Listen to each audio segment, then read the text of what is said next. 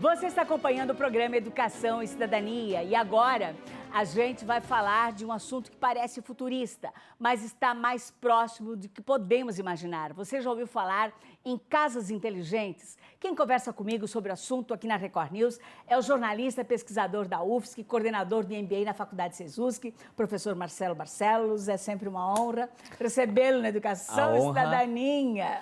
A honra é toda minha. Valeu. Marcelo, então quer dizer que no futuro próximo nós teremos lares conectados. Como é que isso vai funcionar?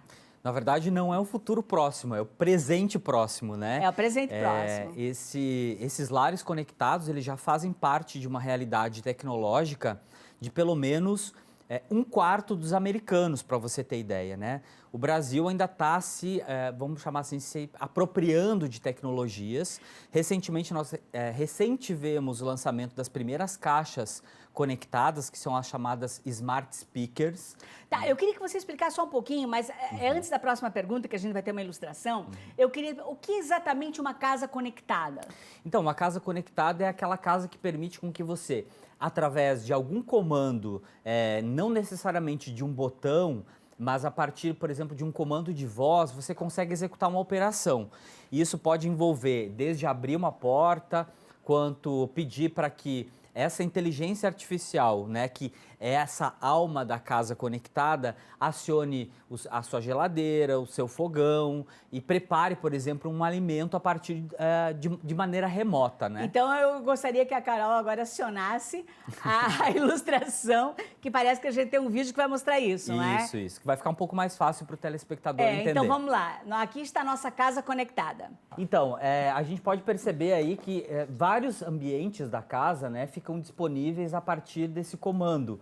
Você controla desde o fato, por exemplo, de você pedir para a cafeteira fazer um determinado tipo de café, né? Isso também? Também.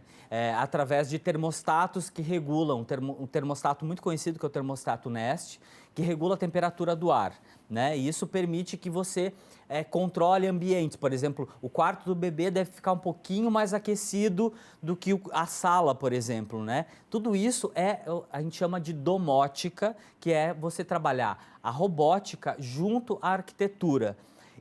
E cortado a isso, atravessado a isso, a inteligência artificial e a internet das coisas, que fazem parte desse novo universo conectado. A nova face da tecnologia. Exato. Na verdade, é uma nova forma de relacionar a tecnologia e de consumir conteúdo dentro de casa. Deixa eu te perguntar uma coisa. Isso vai ser muito caro porque alguém talvez esteja nos acompanhando agora e vai para, poxa, como seria legal, né, se eu chegasse em casa e eu pedisse para a cafeteira fazer um café, um cappuccino e saísse. Então, a gente sabe que existe uma parcela de consumidores, de fato, que talvez não vá ter acesso a esse tipo de tecnologia, mas hoje a gente pensar, por exemplo, se a gente olha a escalada dos smartphones, né, os primeiros smartphones eram inacessíveis até uma boa parte da população. Com as chamadas Smart Speakers, que são o canal para automatizar a casa, isso deve acontecer também. Então, no mercado brasileiro, nós recém estamos recebendo as primeiras caixas de som conectadas, foram lançadas em abril, né, de uma marca determinada em parceria com o Google, e a tendência é que outras marcas entrem no cenário a partir de agora, popularizando e barateando. Então, a gente poderá ter algum comando da casa automatizado a partir de R$500, a partir de R$1.000. Não é um valor... Então, essa é a pergunta que nós faríamos do Google Home. E eu acho que existe, né, Carol, até uma ilustração para a gente mostrar enquanto você vai falando. Então, a gente está vendo aí o Google Home, que esse é um modelo clássico, né, de caixa inteligente, em que a gente pode desde pedir para que essa caixa toque uma música, para que ela encontre uma determinada informação na web. Você está preparando uma receita e você quer saber quais são os ingredientes que vão nessa receita. Então, você pede isso como se a gente olhasse para a caixa e olhasse para esse artefato como uma entidade, com personalidade e uma entidade que vai saber muito a seu respeito. Então já vem a próxima pergunta, que seria o seguinte, então com toda essa tecnologia, a arquitetura também deve estar se renovando, né? Exato. Recentemente eu dei uma palestra para arquitetos em Santa Catarina, falando justamente da domótica e do tamanho, né, da intensidade desse impacto que esses novos objetos devem provocar nos projetos daqui para frente. Isso deve transformar. Essa seria uma casa conectada? Uma casa conectada, vamos chamar assim, nível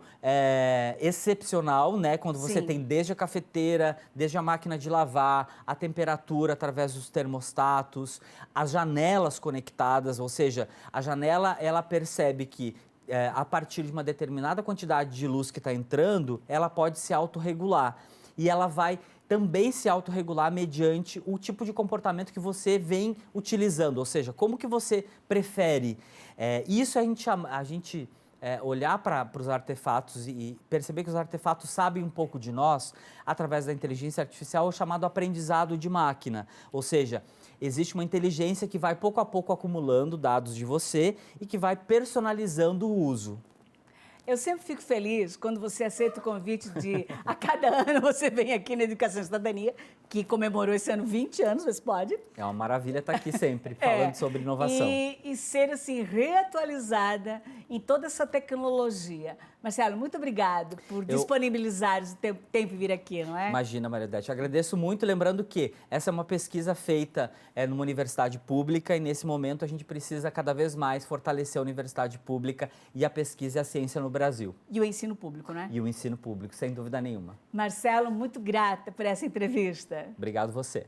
Gente, depois do intervalo você vai conhecer a Escola de Música Camerata aqui no estúdio com a presença de violonista Aíba Giraca e o violinista mirim, José Felipe Bermudes de Campos. Não sai daí, a gente já volta.